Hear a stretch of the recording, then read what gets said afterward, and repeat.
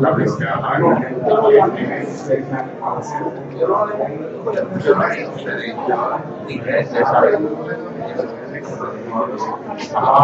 sí, por lista,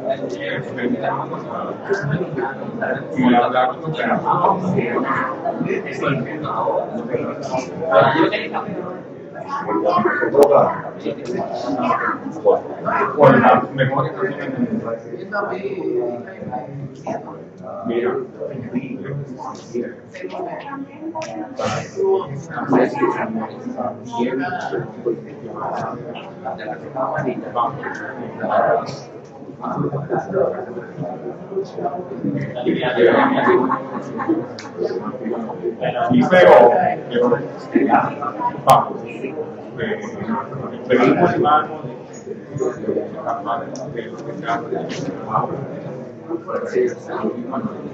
bueno, yo lo fui a ver para España y el mismo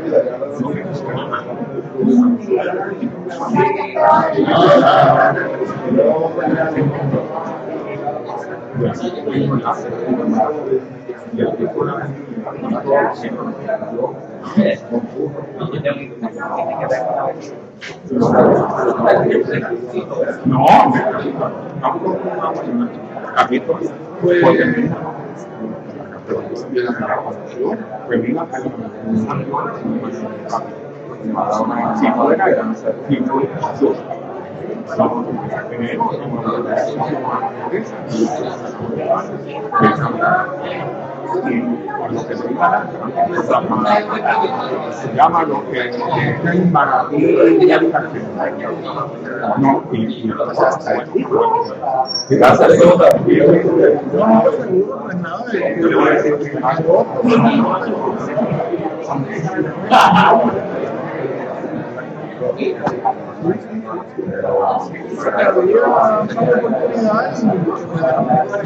¿todo bien? Sí.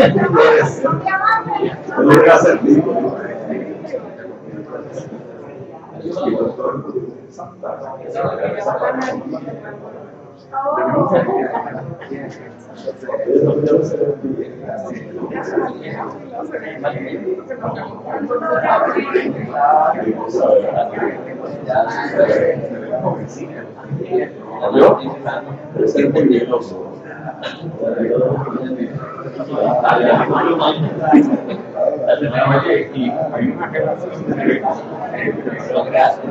felicidad y la ausencia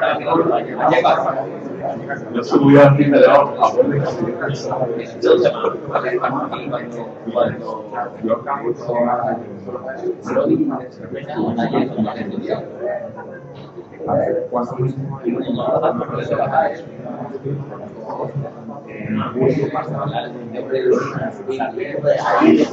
no de ser miembro de la ahora que sea de precio. ahora tengo que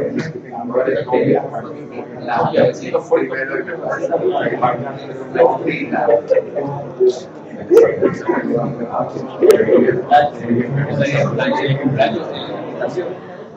la pasó o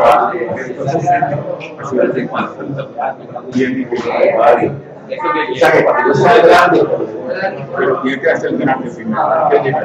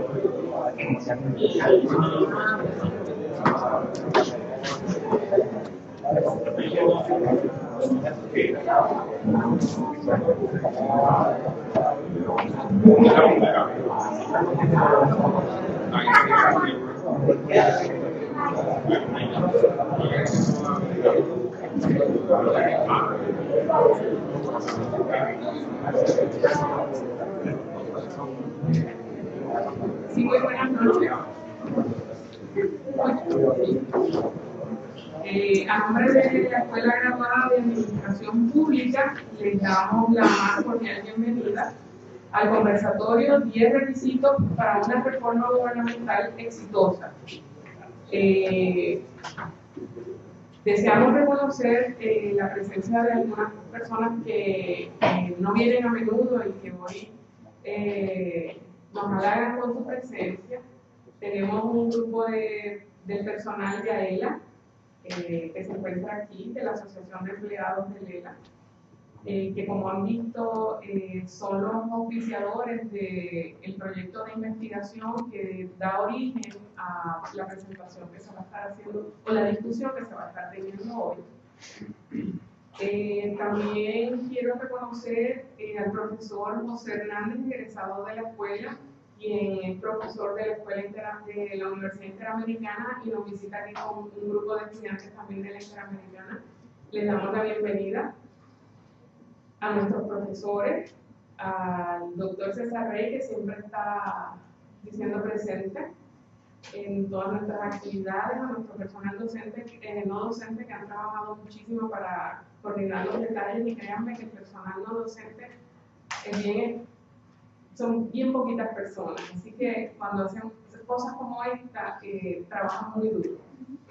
Y por supuesto, pues a nuestros estudiantes y a los miembros de nuestra comunidad universitaria que hayan sacado tiempo para llegar aquí y compartir un poco de los conocimientos de estas dos personas que se retiraron hace unos semestres atrás, 2 semestres atrás. Pero no queremos dejarlos ir porque todavía tienen mucho que compartir y aportar.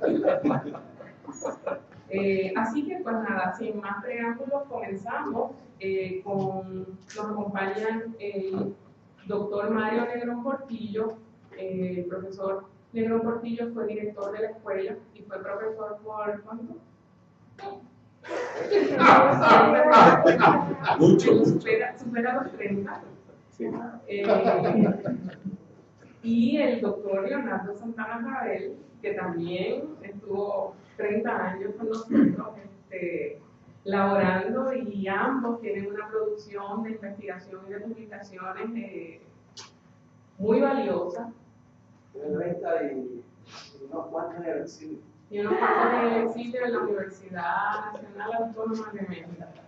Así que los dejo con ellos, que van a estar compartiendo sus recetas para que la reforma gubernamental tenga mayores probabilidades de éxito. Desde aquí. Sí, está bien. ¿Me oyen? ¿Cómo están? Buenas noches a todos. Pues yo creo que el último que se vaya, que apague la luz. Yo creo que esa es la... Pues, que el último que se vaya, que apague la luz. Yo no estoy muy seguro, y le voy a hacer mi momento, de que aquí haya solución. De verdad, por muchos años yo creí, por muchos años este hombre y yo hicimos un fracatán de cosas, la hicimos con la mejor de las intenciones. Claro, el camino al infierno está lleno de buenas intenciones, pero lo hicimos con las mejores intenciones, pensando que de verdad era nuestra obligación y nuestro compromiso con el país. Después de pasar los años, uno tiene la oportunidad de desde acá mirar un poco lo bien que hizo, lo mal que hizo, las metidas de pata de uno y las de mucha otra gente. Yo de verdad estoy en un momento de mucho pesimismo. Yo no veo, por lo menos en mi generación y en los que formamos parte de este grupo, que tengamos una alternativa para lo que está pasando en el país. Yo, la única esperanza que tengo es que la generación de mis hijos, que es una generación de gente de 30 y pico de años, que al igual que los de Leo, que no tienen los mismos conflictos que tenemos nosotros, no tienen los mismos tabús, ni los mismos dogmas, y que no ven la vida como la vemos nosotros. Claro, tienen sus propios rollos también, ¿no? Pero al no tener estas limitaciones que tiene mi generación, pues quizás esa generación tenga una salida para los problemas del país. Y mi pesimismo, yo creo que es compartido por mucha gente.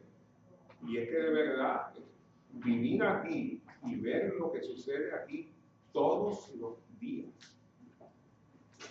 llena uno de pesimismo. O sea, nosotros vivimos en una sociedad donde el poder de veto es permanente y constante.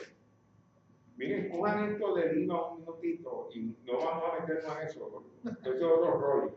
Pero cojan el issue del IVA. Para bien o para mal, que no debe haber 16, 18, olvídense, cojan el IVA. Todo el mundo en este país, sin excepción, ha pedido que se le exima el IVA. Los médicos, los abogados, los contables, los desarrolladores, las farmacias, las cooperativas, los bancos, todo el mundo. Todo el mundo menos nosotros. Entonces, ¿cómo uno, en justicia, logra levantar un proyecto de país cuando esa es la mentalidad? Sí. Pero yo creo que el problema, yo estoy de acuerdo contigo de que al parecer no hay salida.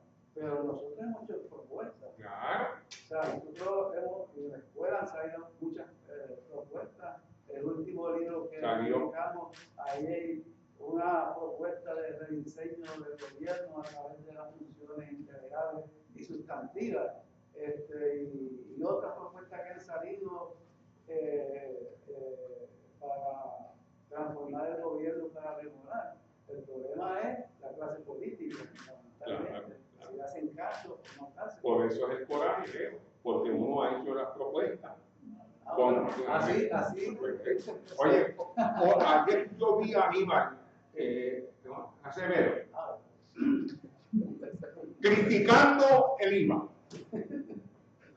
y pidiendo mesura, que había que pensarlo bien, que no se podían tomar decisiones a la ligera, que era importante coger las cosas con mucho cuidado. El mismo individuo que se disparó el IVU al 7%. Y con la cara de despachatez, dice, no, hay que coger las cosas con cuidado. El PNP, perdón un minutito, el PNP, que criticó a Alejandro García Padilla porque no tenía ni chispa de experiencia.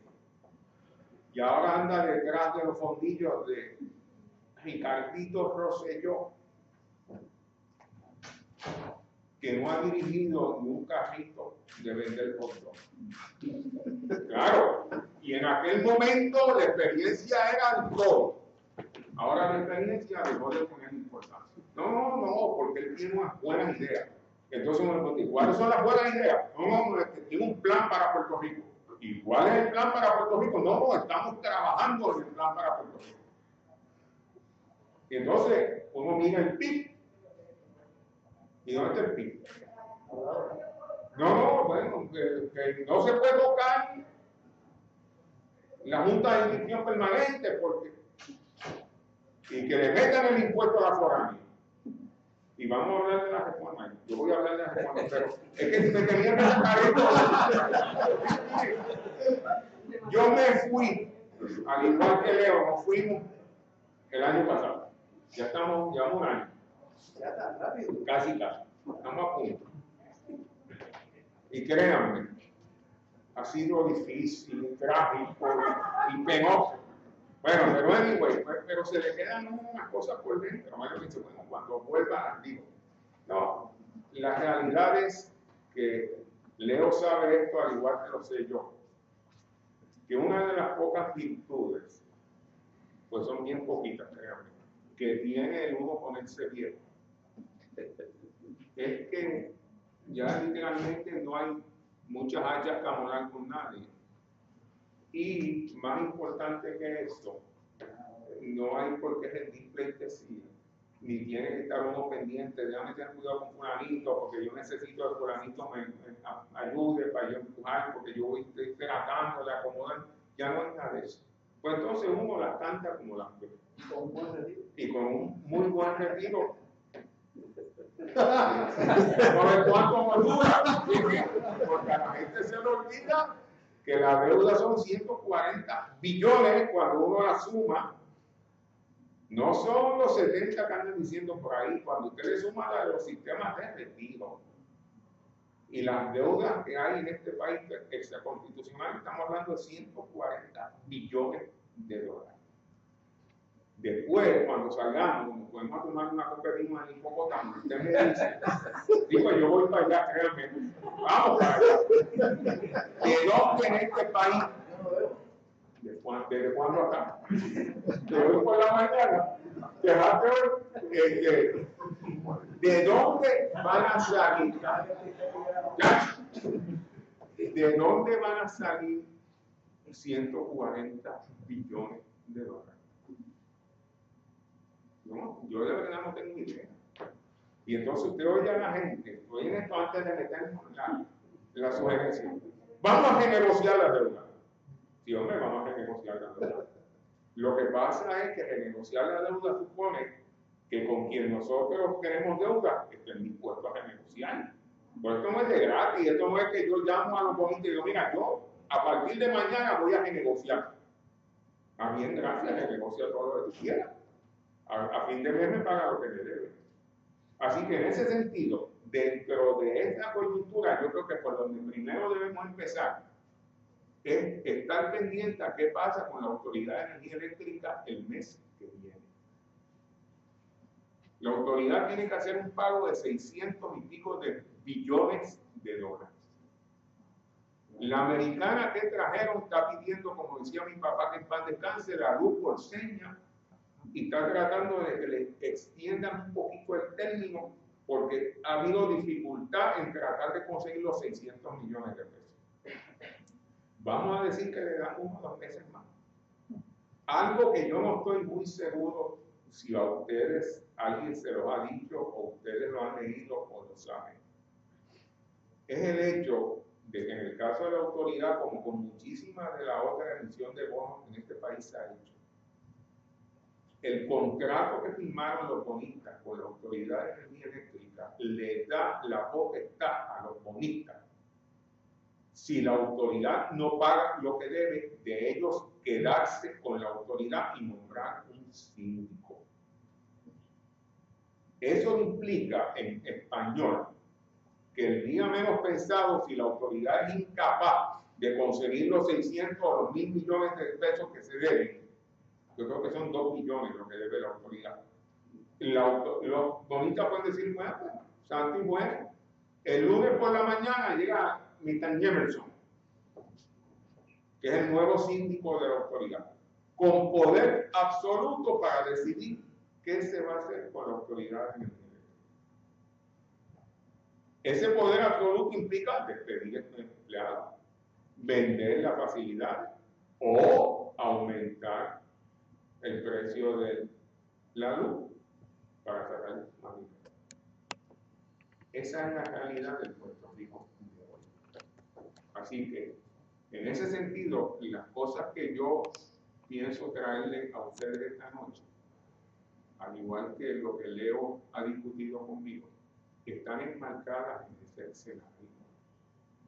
Fíjense ustedes que toda la discusión que se ha dado con relación a los problemas del gobierno de Puerto Rico se ha quedado básicamente en el ámbito fiscal, que es importante, claro que es importante, pero todo de lo que aquí se ha venido hablando por los últimos meses de cómo atendemos la deuda que tenemos y el problema económico que tiene el gobierno, que cierra siempre en déficit.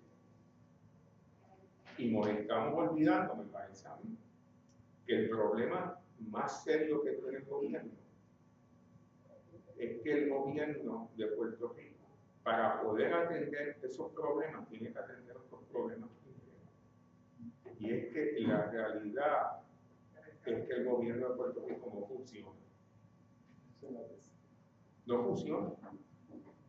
El gobierno de Puerto Rico en español, punto, no funciona. Entonces, ¿cómo uno pretende que una organización que no funciona logre resolver los problemas que ya sabemos que son unos problemas de una magnitud espectacular? Y no solamente lo financiero, también lo estructural, Lo organizacional. De funcionamiento. Miren, ustedes pueden, cada uno de ustedes, no, ustedes pueden en conciencia identificar 15 o 20 actividades gubernamentales con las cuales usted esté plenamente satisfecho. Usted diga, caramba, qué bien trabajan. A la verdad que esto es un modelo de eficiencia. Miren, cuando aquí no se va la luz, se ve la luz. cuando no se dañan los semáforos, la rama no la han reportado. Y estamos hablando de ese tipo de cosas. Cuando tú veas una agencia de gobierno, yo los invito a que vayan a cualquier colecturía de este país. Y si usted va a una colecturía y me dice, Dios mío, yo salí súper satisfecho con el servicio, merece que le demos el Oscar a esa colecturía. Porque la realidad, el premio Manuel Lapega, todavía se da el premio Manuel Lapega. La verdad que yo fui retirado. Pero tú te mantienes al tanto. Es que no hay forma. Y ni hablemos de la planificación. Pues en este país todavía estamos esperando el cambio de terreno. Todavía. O sea, nosotros hemos planificado el país sin tener un plan de cómo lo vamos a planificar. Pues eso es en Puerto Rico nada más. Y ya que iba a servir de guía para los municipios. Para los municipios ahora se planificaron ellos mismos y no quieren que planifiquen más nada. Los planes de ordenación territorial se aprobaron sin que haya un plan de uso de terreno. Pues, ¿de qué planificación vamos a hablar en Puerto Rico? Ese es el escenario dentro del cual nosotros tenemos que empezar a buscar unas alternativas. De nuevo, mi esperanza es que la generación más joven sea capaz de identificar esas alternativas. Yo desde acá, al igual que Leo, se nos ocurre, por ejemplo, que lo primero que aquí hay que entender es que las funciones del gobierno de Puerto Rico hoy hay que repensarlo. Porque la realidad es que el aparato gubernamental nuestro, el modelo que nosotros tenemos, es del año 1949. Un modelo del año 49 que nosotros le exigimos que funcione en el 2015. Con la gravedad de que los cambios que se han producido del 49 para acá, en ninguna medida han sido cambios dirigidos a mejorar el modelo. Todo lo contrario. Han sido cambios creados para atender peticiones, para atender reclamos de la ciudadanía, porque si tal cosa se dio, se creó un programa, se creó una agencia, se creó un departamento. Dime. Lo que no se ha reformado es el gobierno central. Entonces, paralelamente se han dado otras reformas, como la reforma del municipio autónomo, ¿verdad? Que ha sido exitosa en algún aspecto y se han dado otras reformas sin que el gobierno a nivel central se haya reformado. Por ejemplo, comunidades especiales, se han dado diferentes reformas, pero no se han integrado en un cambio de la estructura administrativa para el gobierno guiar, integrar, coordinar, planificar, que es la función que tiene que tener el gobierno central. Por eso es que nuestra recomendación es que lo primero que aquí se tiene que hacer es identificar cuáles son las funciones indelegables del gobierno, que son sustantivas, que le pertenecen al gobierno y que el gobierno tiene que estar a cargo de llevarlas a cabo.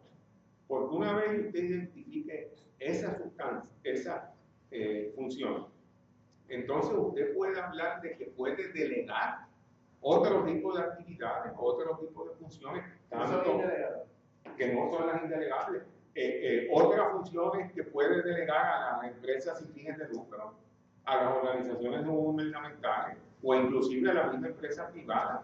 Lo que pasa es que cuando usted lo mira como un todo, nosotros tenemos un gobierno que lleva a cabo un fracatán de actividades mal llevadas a cabo, ineficientemente llevadas a cabo. Y entonces nadie está dispuesto, por eso yo empecé describiéndoles el escenario, nadie está dispuesto a que nosotros llevemos a cabo ese ejercicio, porque en la medida en que nosotros decidamos cuáles son las funciones indelegables, si estamos hablando de que nos vamos a quedar con 9 o con 10 como las funciones indelegables, y podemos hablar de algunas de ellas, hay otras funciones que ya no va a llevar a cabo el gobierno. Entonces la gente automáticamente pone el grito en el cielo porque la gente se acostumbró a que el gobierno le atendiera y le resolviera todas y cada una de sus necesidades. Y la realidad es que en el 2015 el gobierno de Puerto Rico no puede seguir resolviendo las necesidades de toda la población porque no tiene capacidad para hacerlo. Pero de manera directa. Directa, claro. Pues no tiene, utilizar otros mecanismos. claro, para resolverla, pero directamente no lo puede seguir haciendo. Que lo hizo hasta ahora, claro. Ustedes saben cómo se hizo, cogiendo dinero prestado. Porque para cada actividad, para cada reclamo que había que atender, se creaba una respuesta gubernamental. ¿Y cómo se financiaba esa respuesta gubernamental? Pues emite bono, vende bono, no hay ningún problema. Y fíjense que es curiosísimo, porque los bonos en Puerto Rico empiezan a emitirse, a venderse, en la década de los 60. Básicamente empezaron como una fuente de dinero para llevar a cabo obras de infraestructura, única y exclusivamente, para provocar actividad económica. Entonces, tú cogías dinero prestado, ese dinero lo ponías en actividad económica, producía ingresos y tenías para pagar los bonos. El problema es que a partir de los 70 empezó a ponerse dinero prestado no para la obra de infraestructura, no para actividad económica, sino empezó a ponerse dinero prestado para cuadrar el presupuesto del país. Y empezó a ponerse dinero prestado para pagar la nómina de los empleados del país. Y empezó a cogerse dinero prestado para pagar el dinero que había cogido prestado. Entonces usted había cogido dinero prestado al 3% y ahora va a coger dinero prestado al 6% para pagar el que cogió al 3%. Eso es una locura. Bueno, ahora están hablando de una emisión de bonos al 9.5. ¿Usted sabe lo que es emitir $2 billones al 9.5%? Eso es una barbaridad. Pero de eso es de lo que estamos hablando.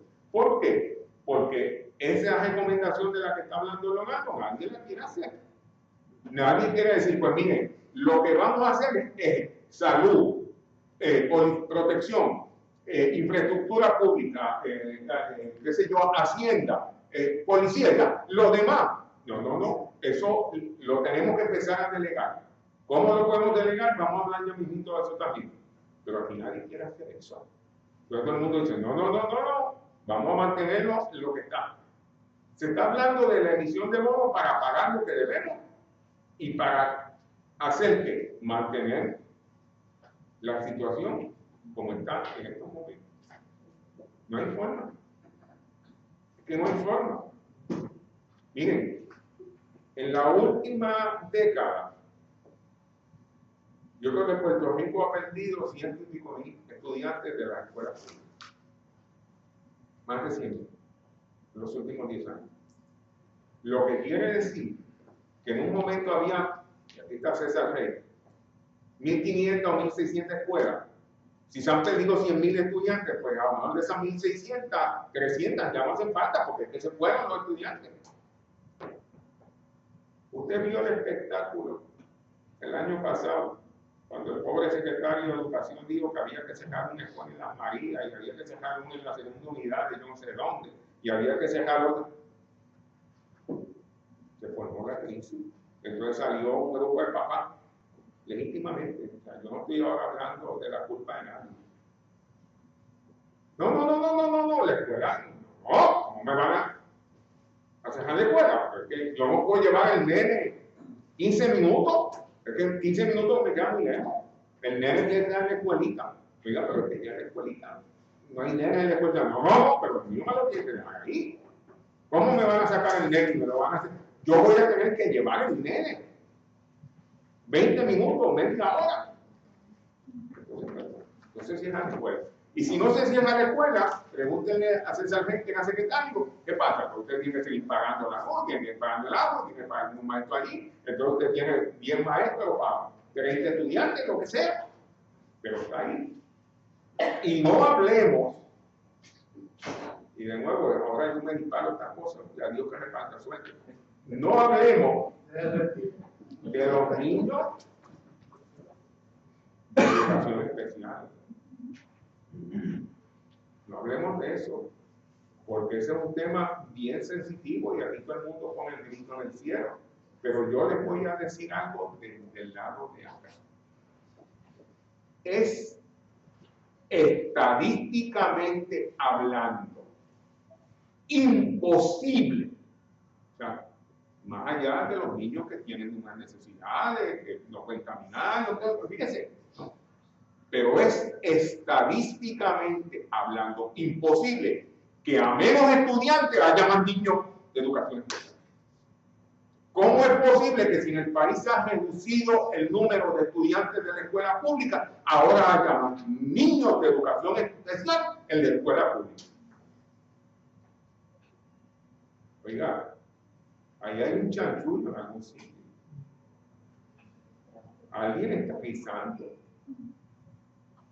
Evidentemente, alguien está avisando que hay niños de educación especial, claro, pero que aquí a lo mejor hay muchos niños que alguien fue y dijo, tiene IDD, y si tiene IDD te lo vienen a buscar, y te lo llevan y tiene un tutor. El nene tiene IDD. El nene mío tiene IDD. Porque no lo tengo que llevar yo a la escuela, lo mandan a buscar, vienen a foto. Y nosotros que vivimos en el barrio Morgusa, pues nos vienen a foto. Algo de eso, pero. Y entonces alguien me estaba diciendo, César, y tú me corriges, porque esa no es mi área de expertise, que es que son muchas de las mismas compañías que dan el servicio, son las que diagnostican. Oiga, bendito sea Dios, si yo tengo un visito para dar servicio, pues mientras más voluntarios yo traiga, mejor, ¿no? Pues aquí va a llegar un momento que la población absoluta del país va a tener el IDD, o la población absoluta del país va a tener alguna necesidad. De nuevo, y hay necesidad, y hay una gente que de verdad merece, que esa debería ser una de las responsabilidades del Estado, velar por lo que de verdad lo necesitan. Pero no puede ser responsabilidad del Estado velar por el niño cuyo padre en un acto de gancería dijo, espérate, me lo diagnostiquen como IDD porque yo no lo tengo ya que llevar a la escuela ni le tengo que hacer las asignaciones. Esa es la realidad del Puerto Rico de hoy. Y a lo que la hacha viene, esa realidad nos sigue dando en la cara. Entonces, ¿no es problema del gobierno? No es problema del gobierno. Por eso es que estamos hablando de que hay que decidir qué es lo que va a hacer el gobierno. Yo lo que estoy diciéndole es que parte de lo que hace esto más triste es que mientras esa realidad nos tiene en la cara, todavía hay gente perdiendo el tiempo y aferrándose a viejos dogmas y a visiones que no permiten que haya consenso ninguno. Usted no ha visto el liderato legislativo del PNP en este país. Todo, sin excepción, lo que someta y diga el Partido Popular que se va a hacer está mal hecho. Todo, el IVA, el IVO, todo.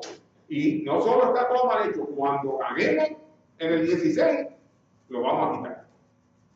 Pues esto es como uno planifica. Olvídense ahora de los dime y direte. ¿Cómo uno planifica el país cuando la obra dura 4 años? Y los problemas continúan. Pues claro, los problemas siguen siendo los mismos. Pero los problemas no dejan de existir, los problemas siguen. Y el diseño de la solución de los problemas varía. Cada 4 años. Claro, yo vi La teoría sobre el problema también. Yo vi a Jennifer González y otra luminaria, que ahora no me acuerdo el nombre. Pero cuando ellos ganen, esto se acabó. Le vamos a dar para atrás a todo eso. Y claro, y miren, y entonces cuando gane el Partido Popular en el 20, le va a dar para atrás todo lo que ha hecho el PNP. Claro, y los pipiolos no le dan ni para adelante ni para atrás, porque guisan. Los pipiolos lo que hacen es que siguen guisando ahí. Y si alguien cree que no guisan, porque automáticamente sale la cosa de que moralistas, los que tienen la verdad en la mano, tienen un empleado en cada junta de inscripción permanente en este país, que durante 3 años y 6 meses lo que hace es ver nuevo y jugar con una computadora. Porque la Junta de Inscripción Permanente de este país no se hace nada, de nada, de nada, de nada en los años no electorales. Puede ir un pobre diablo que se le perdió la tarjeta y la vaya a buscar. Vaya a buscar una tarjeta nueva. ¿Claro? El año no electoral. Pero tienen una gente allí. Y cuando tú haces el señalamiento, tú dices, no, porque esa es la pureza y la base de la democracia. En un país que tenemos un problema tan serio, ¿verdad? Esa es la pureza. ¿Y cómo lo resolvemos? Por meterle mano a la foránea. Mire, yo creo que quedan 4 foráneos. Quedan 4. Los 2.000 millones de pesos que pagan la foránea son 4 o 5 las que hay. Y aquí a cada uno que no tiene más nada que decir, dicen, en vez del 10, métale el 7, métale el 10. Y un día la foránea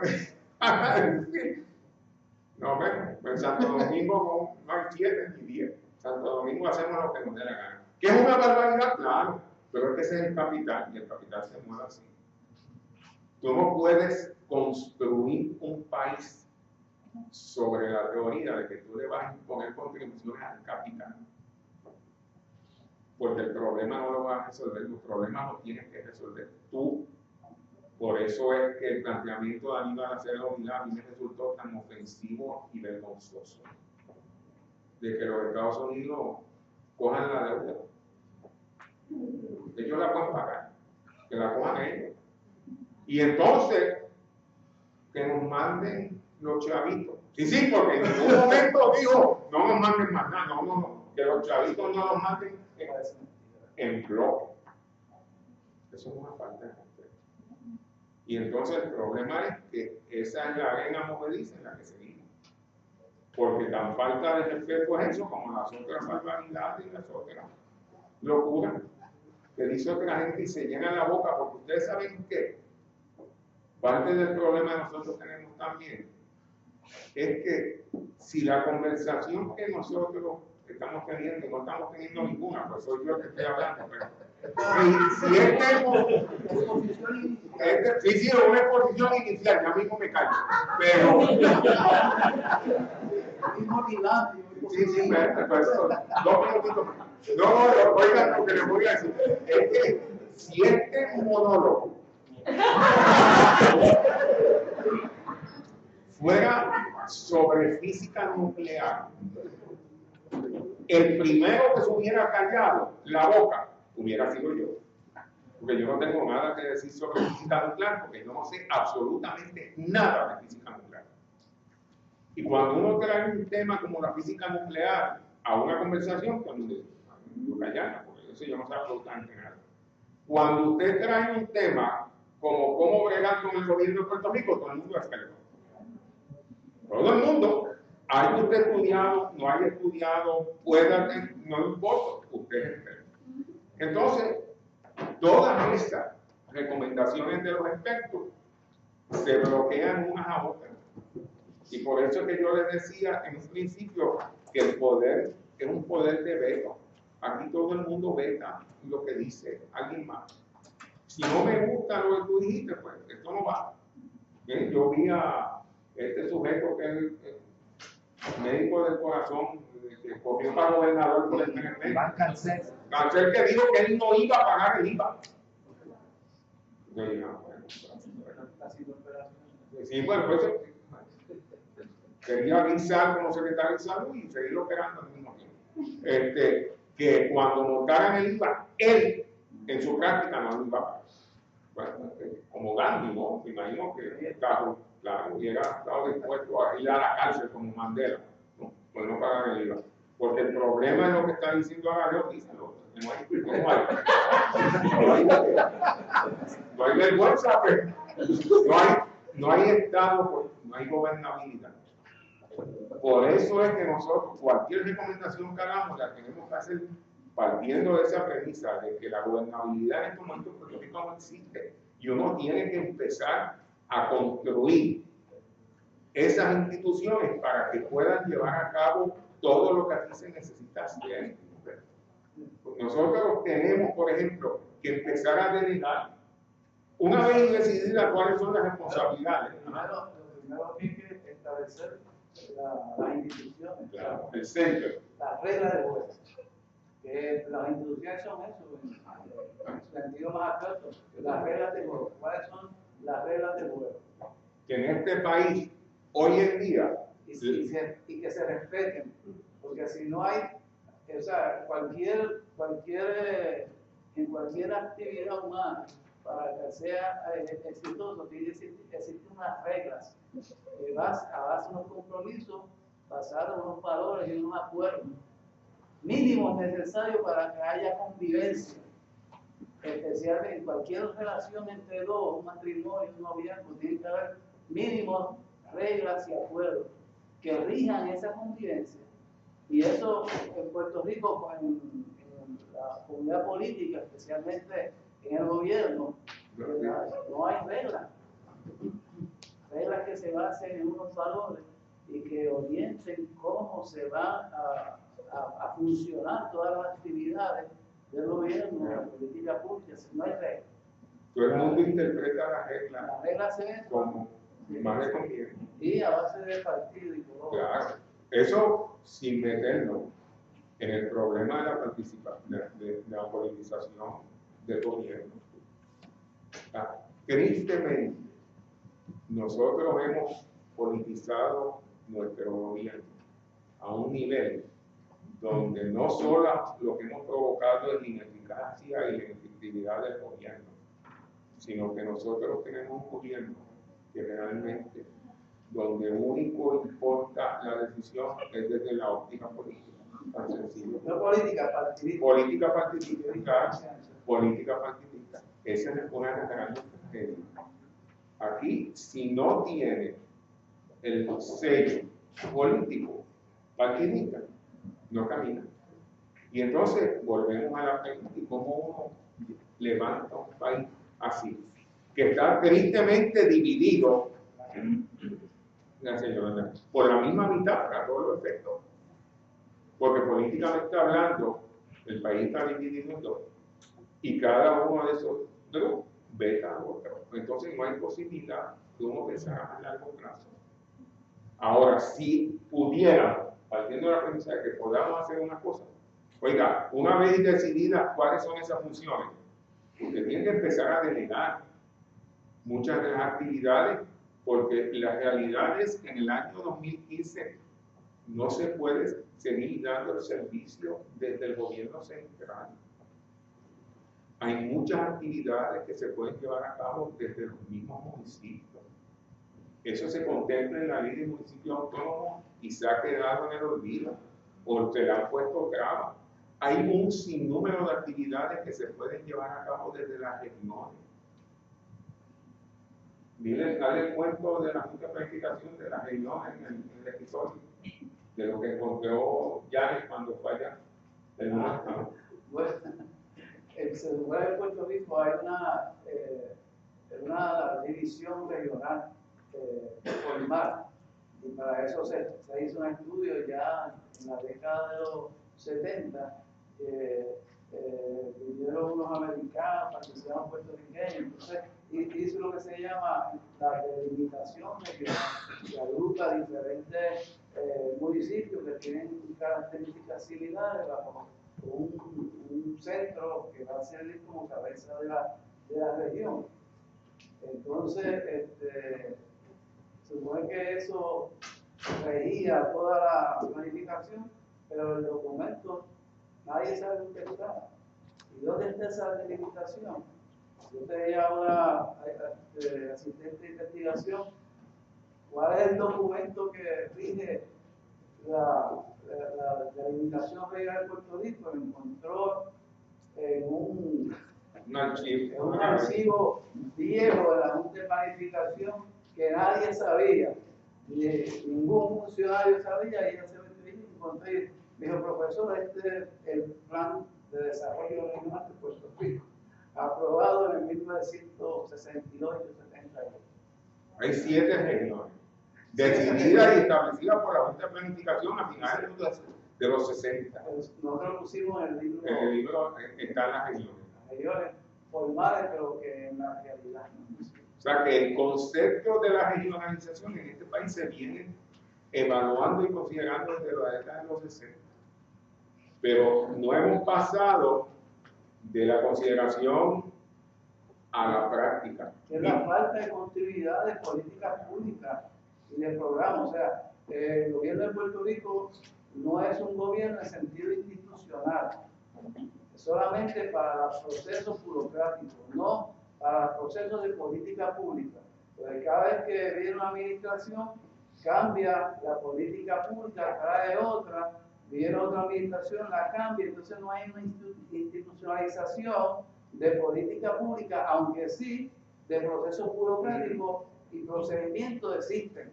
Pero no hay una guía que sirva para dirigir, formular la política pública y establecer planes coherentes para alcanzar política pública, evaluarla, corregirla y ver cómo existen en otros países, sino que están en documentos, muchas veces fijando esa política pública, pero que nadie conoce y nadie le hace caso. Y ese es lamentablemente el escenario y lo que yo encontré con ese plan de desarrollo regional de 6 o 7 volúmenes con cada una de las regiones, en un cajón allí en la Junta de Planificación que tal vez costó muchos millones. Y eso estaba ahí. Miren, y otra cosa que nosotros tenemos que hacer también es que aquí tiene que haber, además de decidir qué es lo que se supone que sigamos haciendo, cómo lo vamos a hacer. Estamos hablando de delegar unas cosas a las regiones, a los municipios, pero aquí tiene que haber una reconceptualización de la mayoría de las agencias de gobierno.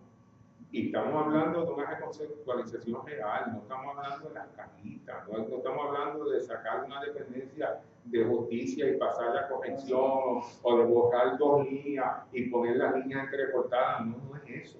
Es que aquí uno tiene que preguntarse, por ejemplo, si entre las agencias que nosotros tenemos, ¿cuáles son necesariamente unas agencias que están cumpliendo con lo que se supone que cumplan? Y si deben seguir cumpliendo ese tipo de tareas. Miren, nosotros tenemos un departamento de asuntos del consumidor. Cuando usted examina lo que se supone que haga un departamento, los ustedes que fueron estudiantes de teoría lo saben, los departamentos fijan política pública. Esa es básicamente la función de cualquier departamento. ¿Cuál es la política pública de defensa al consumidor? Eso no tiene ningún sentido. DACO debe ser lo que va a ser una agencia que quedarse ahí, una agencia fiscalizadora que reglamente y que vele porque le den la garantía, porque las medicinas no estén expiradas. No puede ser un departamento, no puede tener el standing de un departamento, pero en Puerto Rico tiene el standing de un departamento. Claro. Esas son las cosas que en este país uno tiene que empezar a evaluar y decidir cómo las va a cambiar. Y les voy a decir algo más. Nosotros tenemos que hacer una evaluación minuciosa y comprensiva de las corporaciones públicas del país. El concepto de corporación pública, Y de los municipios. Vamos a los municipios ya mismito. El concepto de las corporaciones públicas es un concepto que se origina en la década de los 40 como una instrumentalidad cuya razón de ser era colaborar con el proyecto de desarrollo económico del país.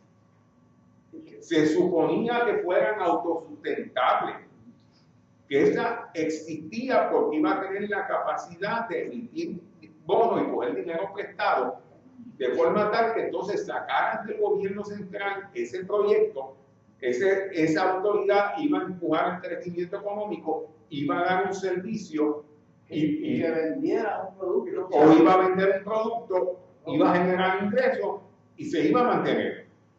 En la actualidad, nosotros tenemos...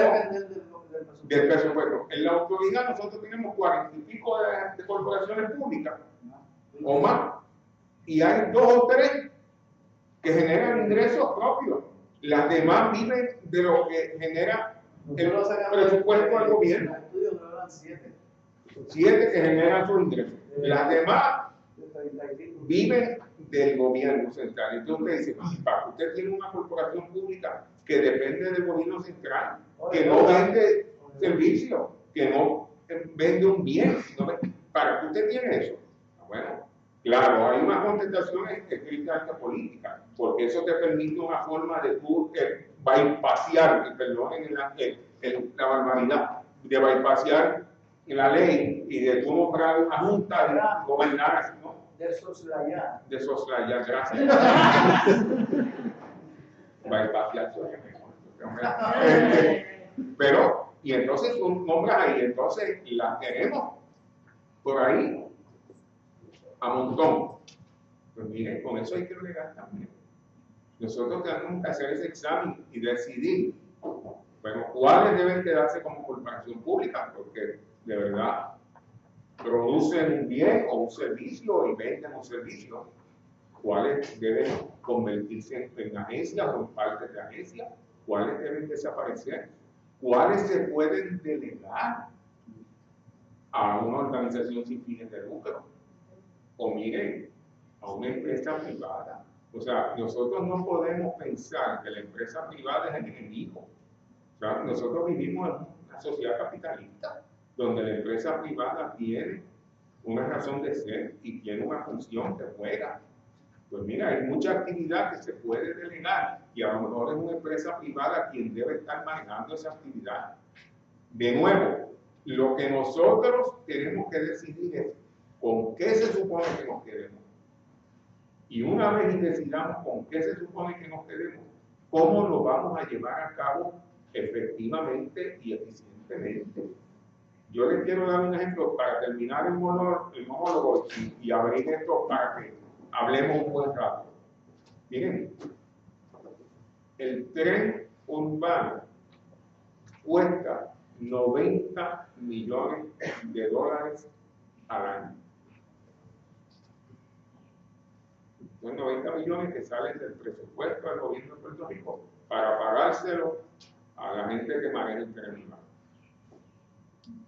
El tren urbano va de ningún sitio a ningún sitio. El tren urbano no va al aeropuerto, el tren urbano no va a Plaza de América, el tren urbano no va, el tren urbano va de Bayamón a la 26 en Santos. Deberíamos tener tren urbano. Cuando se planteó la posibilidad de reducir el horario, 50 o 60 estudiantes de UNED pusieron el grito en el cielo, dijeron que ellos salían por la noche y que cogían el tren, que es legítimo. O 15 o 20 estudiantes de aquí dijeron, mire, yo salgo por la noche y el tren, y yo puedo el tren ir hasta mi casa, legítimo. Pero el interés de esos 50, 100, 150 o 200 estudiantes vale 90 millones de pesos al año. Pues vamos a decir, sí, mire, vale los 90 millones de pesos al año. Pues entonces dígame, ¿dónde vamos a sacar los 90 millones? Pues el gobierno de Puerto Rico está en déficit. Sí, porque de eso no nos podemos olvidar. El gobierno de Puerto Rico está en déficit. El gobierno de Puerto Rico se supone que cierre el año fiscal con 600, 800 millones de pesos en déficit. Bueno, pues no cerremos el tren. Pues, ¿qué hacemos? Tengo que ser el problema. O sea, ¿qué hacemos? ¿Cortamos empleados públicos? ¿Reducimos la jornada? Y pues ya no podemos coger dinero prestado. Antes lo cogíamos, y con los chavitos que cogíamos prestado, ya manejábamos esto. ¿Qué hacemos? ¿Qué cerramos? ¿Cómo buscamos reducir? Porque no podemos poner el IVA. Ya todo el mundo dijo que no querían el IVA. Entonces, para completar y callarme la boca. Entonces, cuando usted oye las recomendaciones, la más que a mí me gusta es la de los amigos Pierluisi y Rosselló, que nos amarremos la correa y que el gobierno funcione con lo que genera. Así debe ser. El problema es que así no es. ¿Y cómo llegamos de cómo es a cómo debería ser? Vamos a eliminar todos los contratos. ¿Qué oído es esa, verdad? Pero miren, les voy a decir lo siguiente. Hay unos contratos que definitivamente hay que eliminar. Pero los contratos no producen 600 millones de pesos. Y segundo, tenga cuidado cuando haga esa observación, porque como bien sabe César Rey, hay contratos y hay contratos. Usted puede eliminar los contratos de algún bufete que se ganan unos chavos y ese caso lo debían llevar a justicia. Pero hay contratos en el centro médico. Y esos contratos que no los puede eliminar, porque esos son contratos para médicos que vienen o para enfermeras que vienen. O sea, no es tan absoluto como decir, eliminamos todos los contratos. No es así de fácil. Es un poquito más complicado. Y entonces uno pide el detalle y no hay detalle. Porque el detalle supone hacer esto de lo cual yo y yo hemos estado hablando por la última media hora. Que nadie lo quiere hacer porque aquí todo el mundo le huye como el diablo al Perú. Porque esas son las decisiones que nadie quiere tomar. Porque esas son las decisiones que a lo mejor alguien va a tener que decir, pues mira, mijo, no hay más tren urbano. Y el Coliseo se lo vamos a entregar a un desarrollador porque realmente no podemos seguirlo manejando. La deuda es muy grande. Nadie quiere tomar esa decisión. Nadie quiere decir hasta aquí. De aquí en adelante, esto lo va a administrar fulano de tal y vas a tener que pagar. Eso nadie lo quiere hacer. Y mientras aquí eso no lo hagamos, vamos a seguir dándole la vuelta a la noria y vamos a seguir sin poder sacar los pies del plato. Y créanme, puede haber un cambio de administración en el 16 y la cosa no va a cambiar. Los problemas van a seguir siendo iguales o peores, porque realmente no hay sobre el tapete ninguna oferta que de verdad usted diga, espérate, que esto hay que empezar a darle credibilidad porque aquí hay un buen argumento para nada. Así que ahí los dejo. Díganme entonces ustedes qué hacen. Ya, esto es parte del conversatorio, ¿verdad? Pues, dile tú algo, ¿sí? Miren, para que conste, son 30 y pico de años, ¿eh? 30 y pico. Hemos durado más que con las esposas, que con las novias, que con las compañeras. Lo único con lo que hemos durado más es con los hijos. Eso es todo. Pero con lo demás, no se da bien. Bueno, la propuesta específica que nosotros hicimos es la siguiente. Nosotros planteamos lo que está diciendo Mario y lo resumimos en una frase que es bien más importante, que el gobierno de Puerto Rico no funciona. Hace tiempo dejó de funcionar adecuadamente para servir a las necesidades del país. Lo que ha hecho es crecer lo que se llama vegetativamente, como las plantas crecen así, pero que no tienen una interrelación, una función fundamental. Dentro de plantas buenas también crece la hierba mala. Entonces, el gobierno, como está organizado, que fue ejemplo de administración pública eficiente, eficaz para el mundo entero, que especialmente para América Latina, funcionarios dedicados, que hubo continuidad en una propuesta de política pública para combatir la pobreza, etcétera, que se creó ese aparato administrativo funcional. Cuando se hace la Constitución, se crean un departamento constitucional, que son 8. Y yo creo que con 2 más serían los únicos necesarios. Esos 8 departamentos constitucionales más, pues de ahí se han empezado a crear de manera coyuntural y de manera vegetativa lo que son departamentos. Los departamentos son las unidades básicas y unidades de política pública que coordinan una función fundamental del Estado. Llegó un momento en que el concepto de departamento como unidad fundamental del gobierno se fue perdiendo y se empezaron a crear agencias que no tenían características de departamento porque no tenían esa función sustantiva y entonces ascienden a la categoría de departamento cuando son unidades de servicio o son agencias reguladoras o son agencias de otro tipo, no necesariamente de formular una política pública fundamental del Estado. Y los constituyentes establecieron esos 7 departamentos que pasan de la Constitución y se mantienen por un largo periodo, que son realmente los departamentos fundamentales. Entonces, eso hay que revisar. Es decir, cuáles son los departamentos fundamentales y qué función tienen.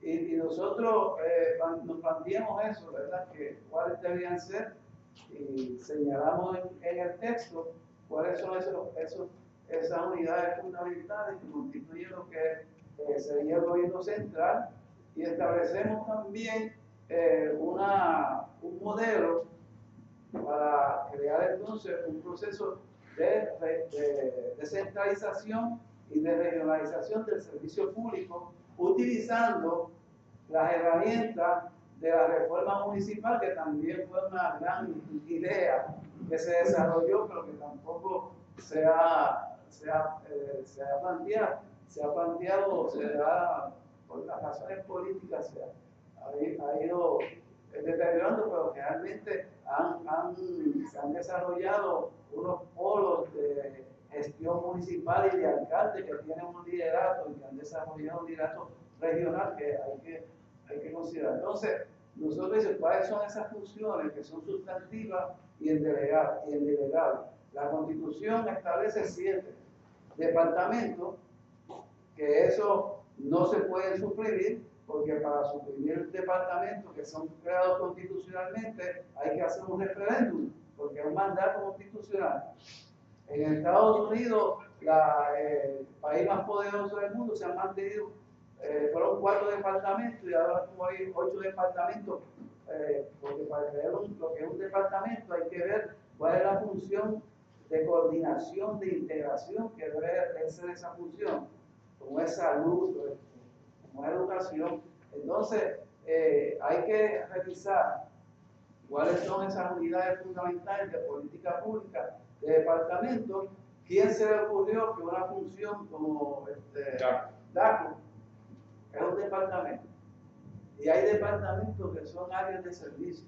Entonces, hay que plantearse en una reforma seria cuáles son esas funciones sustantivas e integrales y cuáles pueden ser esos departamentos.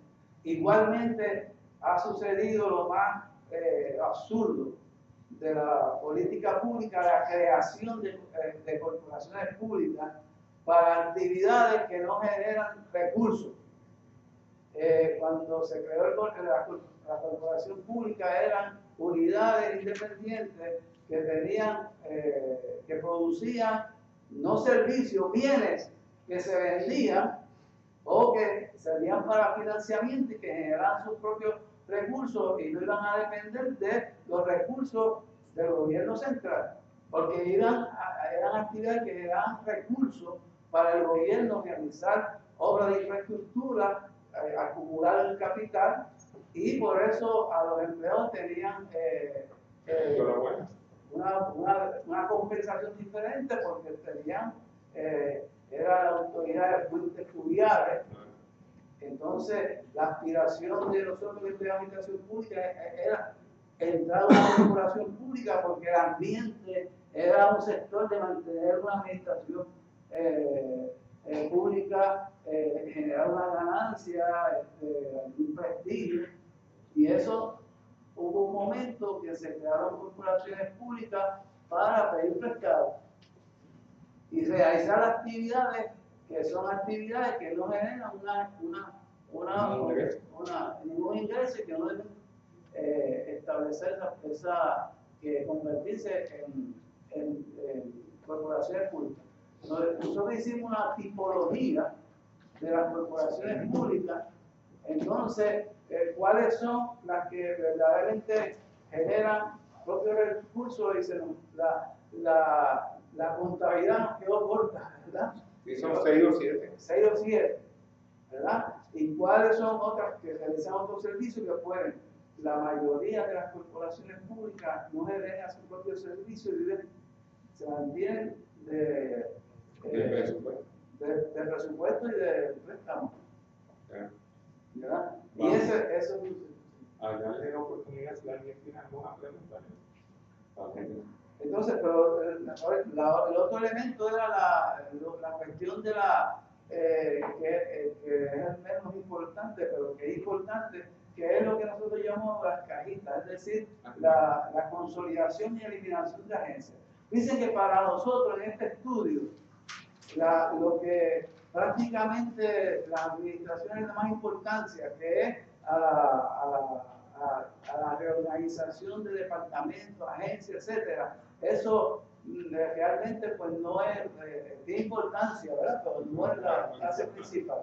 Es redefinir las funciones sustantivas del gobierno.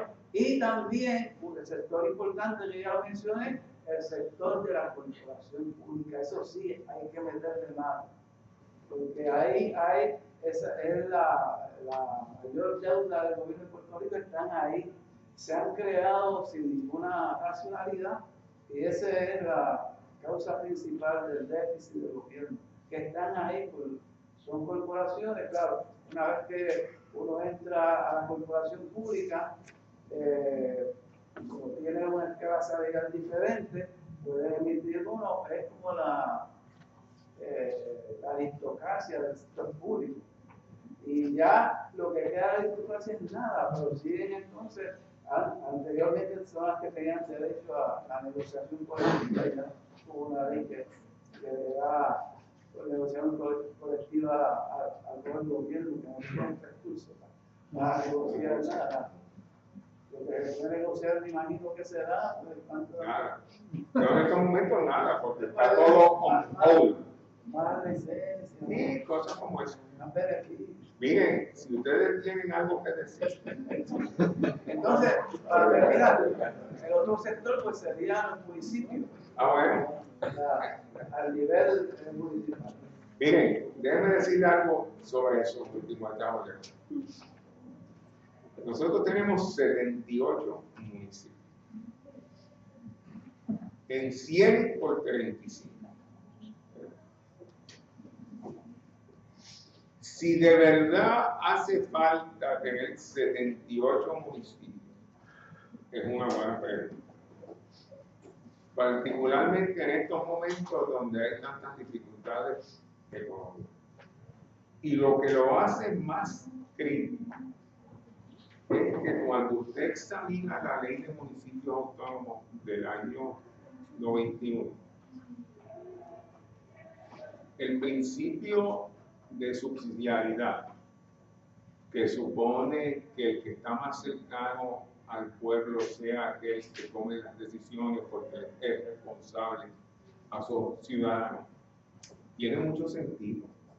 Y cuando usted examina la ley de municipio, la ley suponía ir delegando unas competencias a los gobiernos municipales en la medida que el Estado se iba saliendo, iba entregando esos poderes, íbamos a lograr un mayor desarrollo tanto a nivel municipal como a nivel del país. La realidad es que eso no pasó porque, como advertimos Leonardo y yo desde el año 91, la realidad es que no todos los municipios de este país tienen la capacidad para llegar a convertirse en municipios autónomos, porque no cuentan con los recursos para hacerlo. Y entonces hemos llegado al momento en que en Puerto Rico tenemos 78 municipios, de los cuales hay 7 que ya tienen la jerarquía, las 5 jerarquías, hay 20 y pico que tienen el plan de ordenación territorial. Eso le da Eso es lo que le da en teoría la autonomía, que han podido hacer el plan de ordenación territorial. municipio autónomo. Y hay entonces 50 que están ahí y que nunca van a poder ser autónomos porque no tienen capacidad económica para ser municipios autónomos. Entonces, nos tenemos que preguntar, no estamos en la época de vacas gordas, estamos en la época de vacas flacas. Debemos mantener esa estructura mucho más tiempo a pesar de que no hay la capacidad financiera para así hacerlo. Pues esa es una de las muchas preguntas que aquí nadie quiere hacerse porque nadie quiere meterse políticamente hablando en problemas con los alcaldes, porque la realidad es que en Puerto Rico los alcaldes son los que mueven y llevan las guaguas y llevan a la gente a votar y llevan a la gente a la campaña y llevan a la gente a los mítines, y entonces nadie quiere bregar con los alcaldes. Realmente de aquí tenemos que buscar una solución. Yo creo que nosotros hemos planteado algunas ideas. Creo que hay muchas otras cosas más que hay que considerar, pero allá hay una, mi compañero tenía la mano en alto, ¿no? Oye, como menciona que tenía una idea, a ver si como posible solución se podía proponer dividir los municipios en vez de individuales, juntarlos como hacen con los distritos judiciales, como por ejemplo Carolina, Loíza, Canova, Alto, que se juntan y van para el mismo tribunal que cubre todo el distrito. Mira, ya hay varios intentos que se han venido llevando a cabo en esa dirección. Los Intecos, el Intenor, el DISUR, el INTERE, alianza entre municipios. Eso, claro, conlleva otra serie de pasos. Tú tienes que enmendar la ley de municipios autónomos para permitir entonces que se den unas alianzas que puedan provocar que la región se encargue de la planificación, por ejemplo, y se encargue de permitir o incentivar la actividad económica, porque ahora mismo la ley de municipios autónomos no se lo permite a las regiones, se lo permite al municipio que tenga las 5 jerarquías y que haya, que son 7, ¿no? 5 o 7, y que tenga su autonomía. Entonces, pero ya planificación no, planificación no va a dar más ninguno, porque en la medida que dé más autonomía, tiene poder y nadie le gusta perder el poder. Entonces, algo que nosotros sugerimos en el proyecto, en el trabajo, es que usando las diversas regiones que estableció la Junta hace 50 años, que se creen, por ejemplo, juntas de los alcaldes de la región, y que esos alcaldes tengan la capacidad, hechas las enmiendas en la ley, como para poder trabajar proyectos que trasciendan a los municipios, proyectos de infraestructura, proyectos con las cuencas hidrográficas, proyectos de turismo, proyectos de salud. Todo eso se puede hacer, pero tienes que repensar el cómo estamos organizados para empezar a explorar otras alternativas de organización. Para eso se divide entonces el plan de uso de terreno que todavía no está listo. Que sea el plan macro de la nación, que es lo más importante, porque una vez tú tienes ese plan de uso de terreno a nivel nacional, entonces tú puedes incorporar los diferentes planes regionales, porque si no lo tienes, va a formar un lío, porque hemos permitido que individualmente la gente planifique su territorio y de momento tú te das cuenta cuando lo vas a tratar de hacer a nivel global que tienes un problema porque tú habías decidido que esta región iba a ser agrícola y de momento el municipio de Juanadía tiene una fábrica, porque dentro del contexto del desarrollo del plan de ordenación de Juanadía decidió que se mueve una tierra agrícola, y estoy cogiendo un ejemplo, ¿no? Eso es una zona industrial. Entonces ahora tú vas con el plan de uso de terreno y dices, anda, para cagar, pero si es que ya hay 2 fábricas, ¿qué hacemos con eso? Por eso es que tú no podías permitir que los municipios hicieran su plan de uso de terreno si no había un plan de uso de terreno a nivel del país completo. Pero este Puerto Rico, aquí pues, No solo somos el país más feliz del mundo, sino que hacemos las cosas al revés. Pero estamos en eso. ¿Sí? La pregunta, tomando en cuenta las realidades que ustedes han presentado, inclusive cómo comenzaron presentando la realidad de Puerto Rico, ¿existen medidas que no choquen directamente con esta realidad y que sean posibles hacer? Para aclarar, por ejemplo, usted comentó ahora mismo, se hizo el plan de terreno para uso del municipio primero que el nacional. Ajá. Algo que ya es un error, pero ya está hecho. Ya está hecho. El tren urbano se planificó de la nada a la nada, pero ya está hecho. Cerrarlo no es una opción, puede ser un monumento al cemento. Bueno, pero te lo puedes, espérate. Te lo puedes vender. Por eso, ¿cuáles son las otras opciones con las realidades que tenemos? Pues claro, bien, mira, todo de lo que nosotros estamos hablando, todo se puede hacer. Todo. Aquí no hay nada ilegal, nosotros no estamos planteándonos alternativas que son fraudulentas. No, todo lo que aquí se plantea se puede hacer. Claro, una cosa es que todo se pueda hacer y otra cosa es que aquí haya disposición para hacer las cosas. Y el problema que nosotros hemos tenido hasta hoy, y la cosa no ha cambiado, es que nosotros, salvo unos pequeños espacios, no hemos encontrado disposición para hacer unas cosas. Miren, yo les quiero hacer un cuento de 3 segundos. Esto empezó, y me alegro de Michelle, el nombre es un y Orlando estén aquí. Esto empezó, este esfuerzo, hace unos cuantos años, cuando Aníbal Acevedo Vilá era gobernador. Aníbal Acevedo Vilá nos llamó a la oficina, a Leonardo, a este servidor, tú estabas, ¿verdad, Yolanda? Y a 2 o 3 personas más, y nos dijo, miren, yo quiero que se evalúe y se me hagan unas recomendaciones para cómo manejar el gobierno. ¿Correcto? Se firmó el contrato entre la Universidad de Puerto Rico y la oficina del gobernador. Y empezamos a trabajar.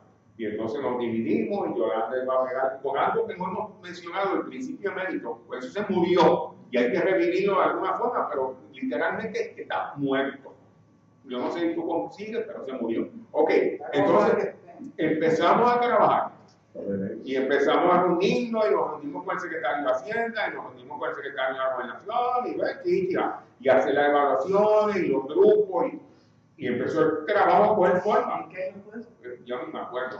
Empezó el trabajo a coger forma y entonces de la noche a la mañana sale el secretario de la Gobernación, Silva Púas, que era Yossi, Aníbal José, que ahora es senador, Torres, y entra un individuo de nombre Silva Pura. Bueno, el secretario de la Gobernación, pues, no es problema mío, el gobernador lo nombró. Y entonces empiezan las pequeñas dificultades. Que una información no llegaba y entonces mandaban los mensajes, algunos más sublimes, otros más evidentes. Mira, pero piensen en esto, qué sé yo. La cosa es que pasaron un par de semanas y este señor Silva Pura dijo, miren, lo que ustedes están trabajando a mí no me interesa, porque el plan, y no estoy bromeando, el hombre tuvo la magistral idea de plantear que la alternativa para atender el problema del gobierno de Puerto Rico era congelar las plazas de la gente que se jubilaba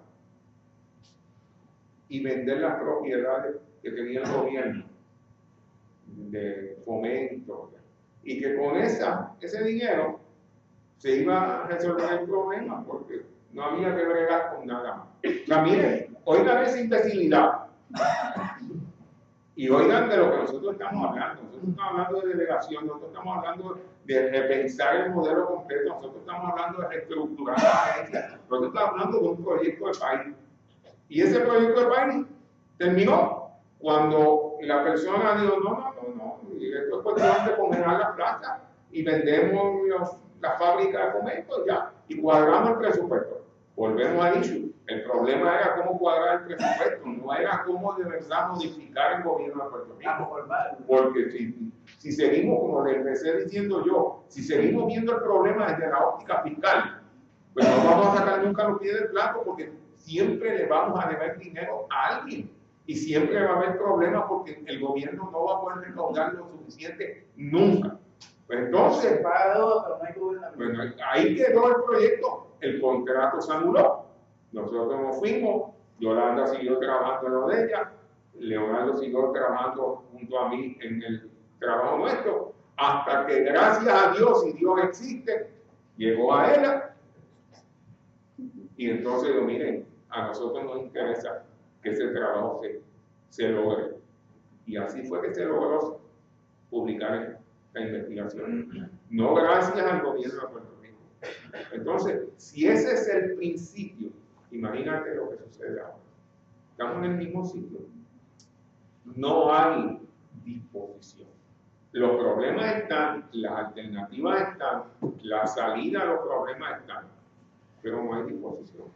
Porque esa disposición cuesta, no dinero, cuesta tomar unas decisiones políticas que son complicadas en el país. Y como nadie está dispuesto, aparentemente, nadie está dispuesto a tomar esas decisiones políticas difíciles, pues. ¿Estamos ahí?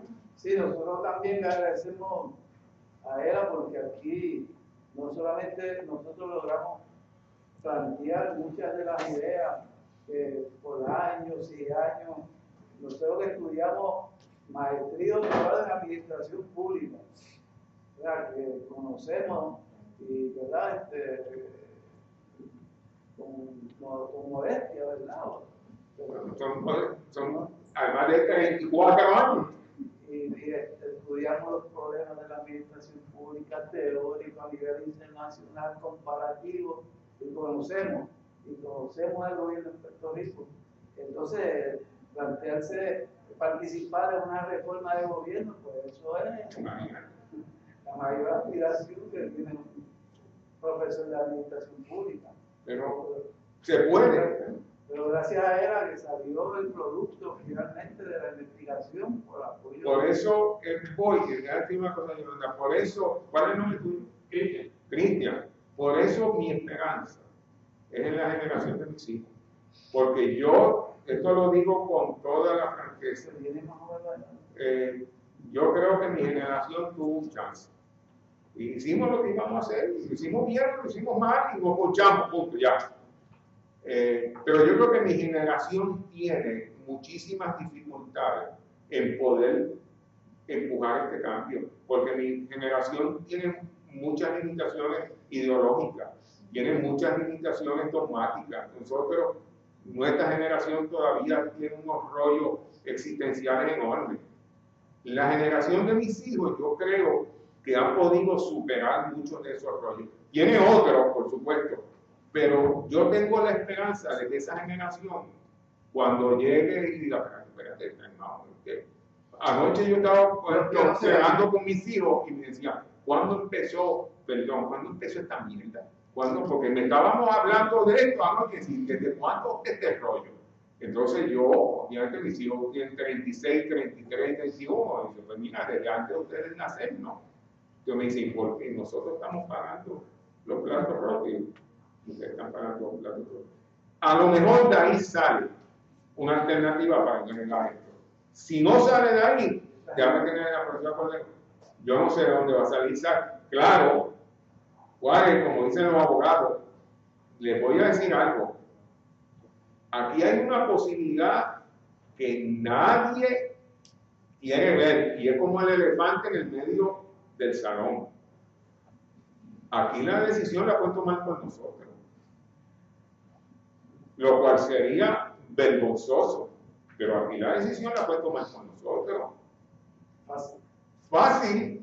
Ya hay un congresista que es un soplapote que no mueve nada, pero ya alguien allá dijo, pero si ahí lo que hay que nombrar es un ajuste síndico para que vaya y ponga a los nativos en orden, para que empiece a hacer las cosas bien hechas. Mire, esa decisión se puede tomar sin ninguna complicación. Resolver el problema que nosotros no podemos resolver. Yolanda, ¿tú vas a decir? Sí, estaba pensando que mucho del valor de la transformación y la modernización de los gobiernos descansa en descentralizar. Claro.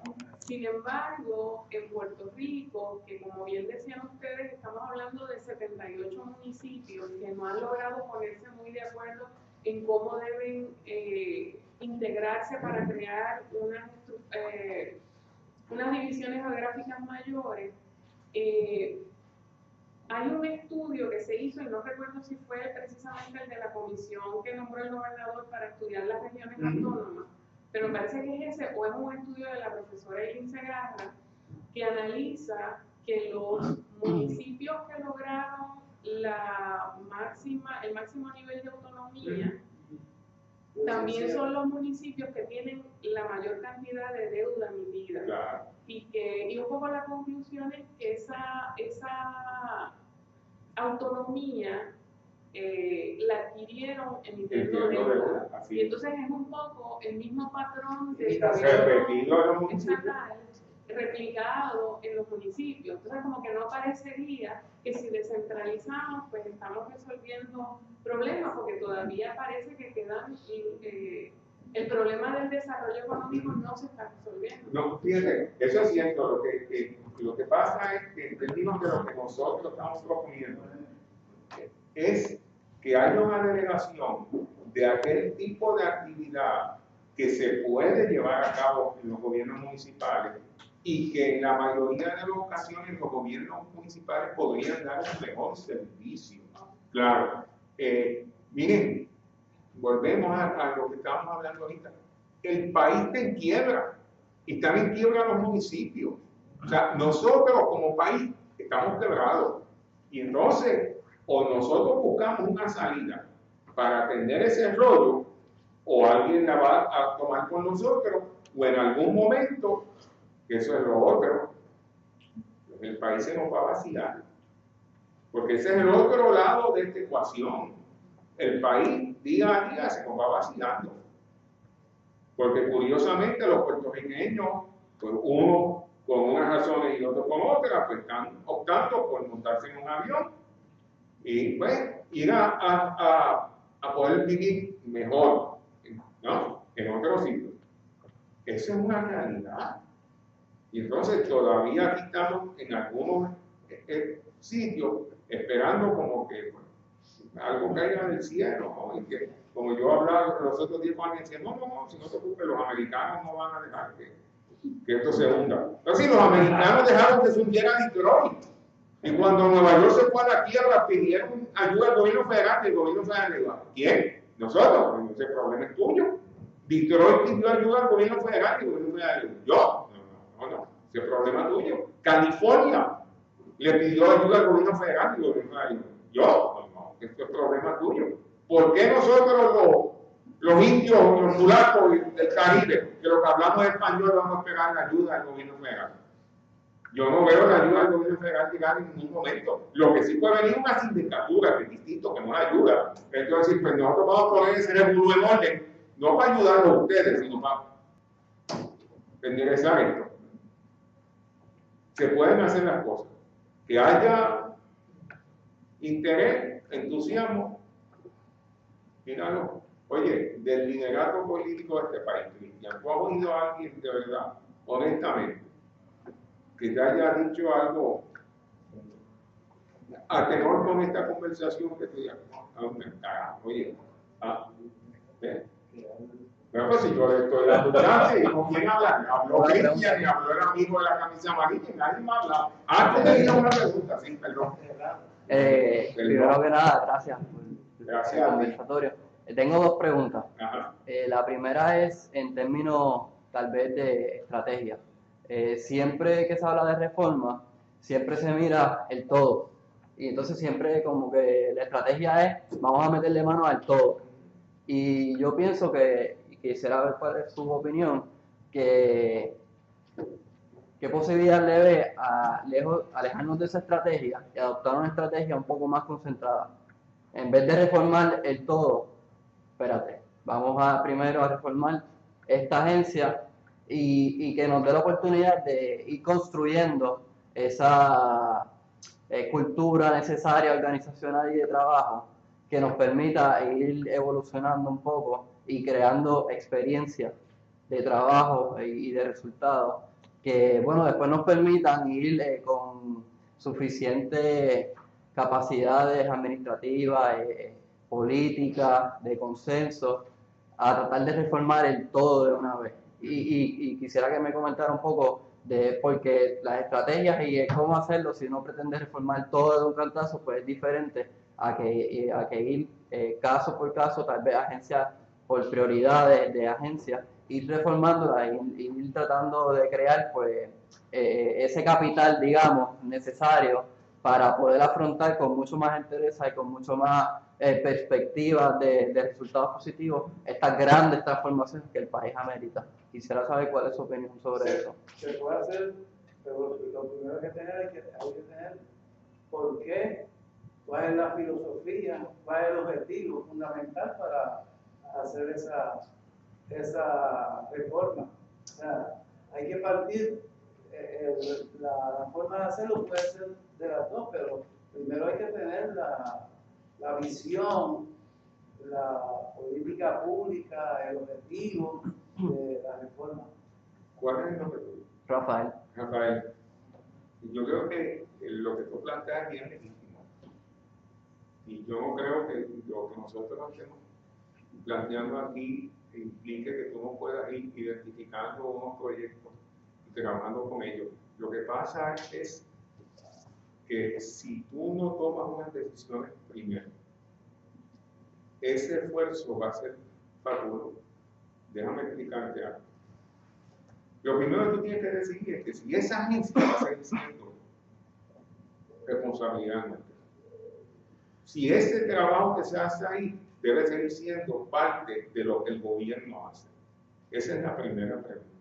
Asumiendo que sea parte de lo que el gobierno hace, entonces tú puedes empezar a trabajar en esa dirección, entendiendo siempre que tú no te puedes quedar, porque ese ha sido uno de los problemas, tú no te puedes quedar en ese micro, porque ese micro está estrechamente vinculado a todo lo demás.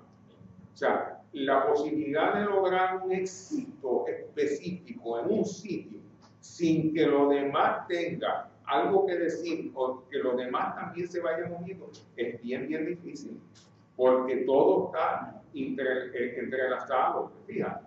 Pero sí, tú puedes decir, vamos a trabajar esto como un proyecto piloto. Tú podrías tomar esa decisión, luego de haber tomado la decisión primera de que esa es una responsabilidad que todavía está en manos del Estado. Claro, uno no puede hablar de que va a lograr el cambio trabajando con todas las organizaciones a la misma vez. Tú tienes que tener un orden, por supuesto, y ese orden va cogido de la mano con los que son más importantes y menos importantes. Tú trabajarías quizás con las que tienen mayor importancia o que hay una mayor prioridad por el servicio o el trabajo que se hace. Claro, se puede hacer eso siempre y cuando tú tengas una idea de para dónde va, que eso es lo más importante. Y eran dos preguntas. Sí, la segunda pregunta, y se las dejo si la quieren contestar sí o no, realmente. Habló de los límites de permisibilidad, de que el Estado, bueno, pues se puede encargar de unas cosas, de otras, y entonces rápidamente me llamó la atención dentro del debate que se está dando sobre la reforma contributiva, se ha planteado, aunque no se ha dado detalle, de que el cobro y el funcionamiento de ese sistema específico de impuestos, dejarlo en manos de una compañía privada. ¿Cómo ustedes visualizan esa propuesta, que no se conoce mucho detalle, pero a partir pues, de lo que usted planteó, cómo la visualizan? Bueno, yo creo que si hay, volvemos otra vez, si el gobierno tiene capacidad para supervisar y establecer las reglas del juego, se puede hacer. El gobierno no tiene que hacer todo. El gobierno tiene que tener la capacidad de establecer la política pública, de tener los mecanismos de evaluación y dar seguimiento. Entonces, puede delegar a otras entidades que realicen la función de prestar los servicios, mediante alianzas con los sectores públicos, especialmente los sectores de la comunitarios, que es lo que se llama la gobernanza, es decir, pasar de lo que el gobierno tiene que mantener unas funciones indelegables, fortalecer la capacidad de evaluación, política pública, y puede delegar esos servicios si tiene esa capacidad. Mira, el gobierno federal tiene más empleados, entre comillas, que son gente que no son empleados directos del gobierno federal. Ya, bajo la sombra del gobierno. Que los empleados que son empleados que trabajan directamente en las agencias y departamentos. Porque el gobierno federal ha entendido que hay una serie de tareas que se sirven mejor si hay cierta gente fuera de los límites específicos del gobierno que las llevan a cabo. Eso se puede hacer en Puerto Rico y con eso no habría ningún problema. Claro, siempre y cuando el gobierno mantenga la capacidad como para evaluar y supervisar ese trabajo que se hace y pedirle que rindan cuenta y cancelar el contrato si no funciona al final del día. Parte del problema que nosotros hemos tenido en Puerto Rico es que mucho de ese trabajo que se delega no se supervisa y no se pasa a juicio y no se pide que haya rendición de cuentas. Y entonces cuando salen los casos, como han salido ahora en el Departamento de Educación, nosotros estamos pagando esa cantidad de dinero por las guaguas y nadie sabía que los choferes de la guagua cobraban esa cantidad de dinero. Nadie sabía que los que le estaban dando la tutoría a los niños cobraban ese dinero, porque el Estado, lejos de cumplir con su responsabilidad, que esa es una que es sustantiva e indelegable, que tú tienes que supervisar y pedir, al evaluar, ver los resultados y decidir, bueno, esta gente está operando como debe ser, seguimos con ellos. Pero el trabajo lo puede hacer una empresa privada, por supuesto, si tú garantizas que esa empresa va a lograr que los objetivos se alcancen. Pero el pecado original es que se dan esos contratos a empresas que se crean para este contrato. Entonces, eso rompe el principio. ¿Y a quién se le da? Pues entonces, cuando tú empiezas a sacarle el balín, dices, ay, si este fulanito es un donante. Mira, bendito esto que salió con el sesgo de yo no sé dónde. Que el pobre hombre, que yo ni lo conozco, digo, no, pero bendito, si yo lo que tengo es un contrato nada más. Yo tengo dos, bueno, yo tengo dos, el nene tiene uno, pero hay alguien en el PNP que tiene como 8 o tiene 10. O sea, ¿cuál es el criterio para tú entonces dar el contrato y darle la oportunidad a alguien que lleva a cabo el servicio? La afiliación política. ¿Cuánto dinero te deja? Mientras esa sea la realidad, vamos a seguir nadando en el mismo charco, porque es que los intereses no van a permitir que las cosas cambien. Porque ese que dona va a seguir donando y le van a seguir dando contratos, porque en la medida que le dan contratos, sigue donando. Y mientras él siga donando, el partido tiene chance de salir electo o reelecto. Esa es la realidad. Y si el funcionario no responde, acabó su trabajo. Bendito. Ya, terminamos. La Altagracia, ya. Que venga. Estamos fuera de práctica hace tiempo por retiro. Sí, no sé. Hablamos. Así me. Yo tengo una opinión sobre el gobierno. Yo entiendo que hay una falta de coordinación. Y hay un problema de duplicidad. La ley de municipios autónomos ocurría eso.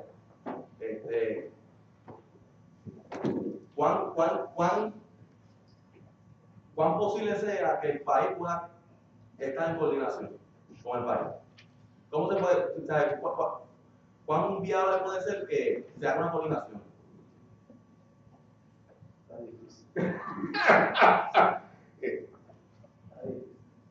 Mira, yo honestamente no sé. Yo quisiera poderte decir a ti que yo tengo mucho optimismo, pero yo realmente no sé. Más, mira, yo te voy a decir algo. Aquí, a todos los que están aquí. Aquí la gente se pasa señalando dónde está la culpa de los problemas que tenemos en Puerto Rico. Yo creo que la culpa es nuestra. La culpa es todita de nosotros.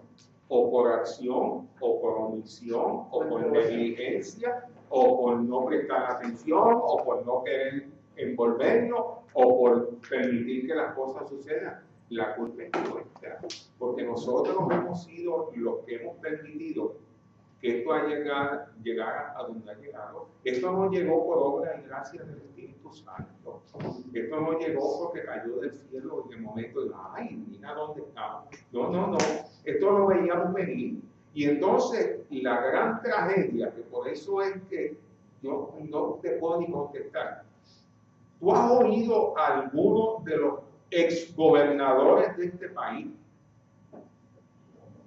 Por lo menos uno que haya tenido la humildad de decir, miren, yo traté de hacer lo mejor posible, bueno, miren, y a lo mejor no pude, pero tuve las mejores intenciones, y yo pues metí las patas, pero metí las patas tratando, y soy responsable del desmadre que ocurrió en esos años que yo tuve.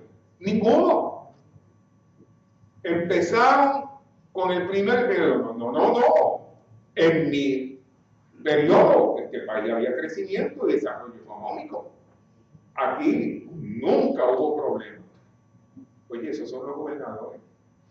¿Qué tú les vas a pedir entonces a otra gente?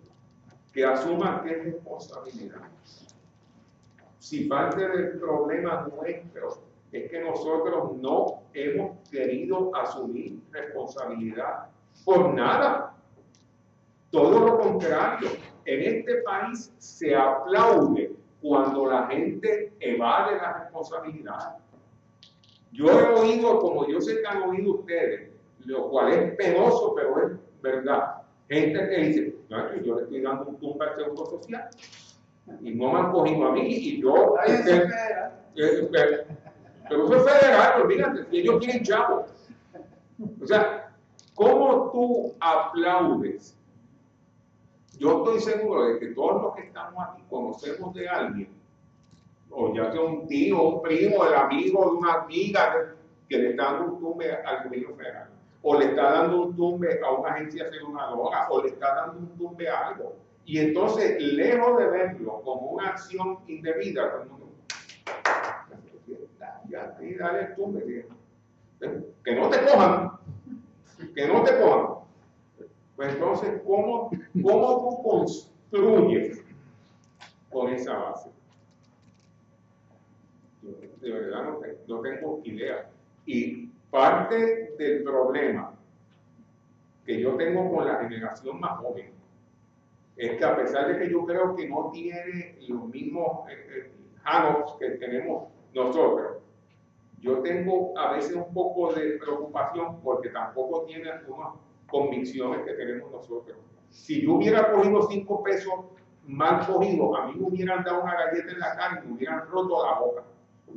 Yo todavía me acuerdo cuando yo llegué a mi casa, que estaba en 5º grado, y me encontré una bolsita que tenía, estamos hablando del año 50 y pico, 5 pesos.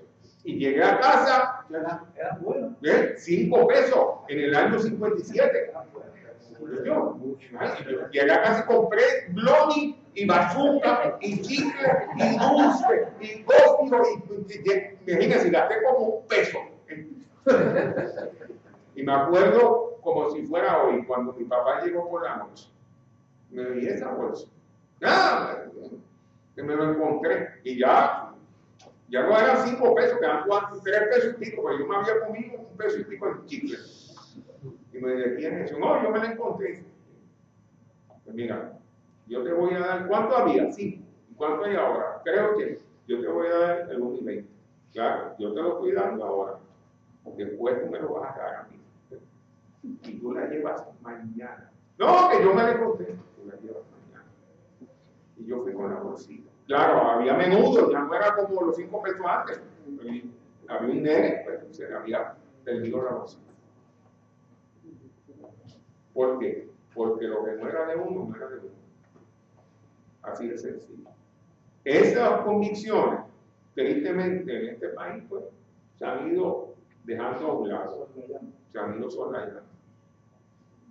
Por eso yo no sé si todavía tenemos de dónde agarrarnos. Yo espero que sí. Y espero que sí. Y estoy seguro que estoy hablando por Leo y por César. Por nuestros hijos. Por nuestros hijos. Sí, ustedes hablaron de las corporaciones Públicas. Sí. ¿Consideraron la Universidad de Puerto Rico? Claro. La Universidad de Puerto Rico. Porque si no tenemos estudiantes que vengan, que ya ustedes dijeron el %, pues entonces, amerita que la universidad siga, tenga la estructura que tiene. Esa vuelve bien. Bueno, es que aquí en el libro hay un capítulo precisamente pues se plantea que uno de los problemas fundamentales del gobierno de Puerto Rico es la debacle de las corporaciones públicas. Se han creado corporaciones públicas que desde su paz no podían ser corporaciones públicas porque no generan ingresos. Y la universidad no genera sus propios ingresos. La universidad vive de la fórmula. Claro, en el caso de la universidad, por lo menos de parte mía, y yo estoy seguro que de Ronaldo también, la universidad es una responsabilidad ineludible del Estado, y es una de las funciones sustantivas, y el Estado tiene que proveer para que haya una universidad pública, por supuesto.